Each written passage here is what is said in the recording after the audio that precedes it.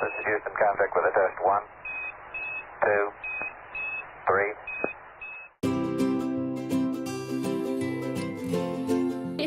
Out of the 165 experiments currently being conducted on the ISS, one of them is helping us learn more about jet lag and night shifts. This research is about the circadian rhythm. The circadian rhythm is what tells you when to wake up or to go to bed based on light and temperature. Scientists on Earth are studying how the circadian rhythm changes or reacts in space, where light is changing every 45 minutes as the ISS orbits the Earth. Imagine if astronauts had to sleep through that. To solve this problem, scientists are experimenting with electric lights on the ISS to simulate natural light on Earth.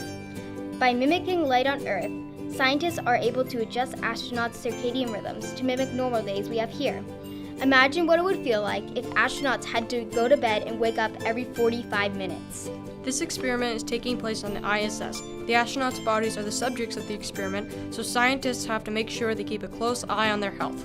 Scientists are experimenting with using LED lights to benefit the astronauts' health. Astronauts are switching out fluorescent lights on the ISS for LED lights.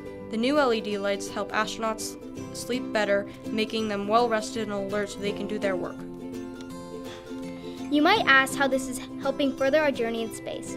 Well, knowing more about how humans act and maneuver in space is vital for us to know so we can accomplish longer journeys, like going to Mars. Us here by showing how the human body's circadian rhythm can change on Earth. Like when people work night shifts at hotels or when they're traveling and experience jet lag. I hope you learned how crazy space is and the crazy things it can do to the human body.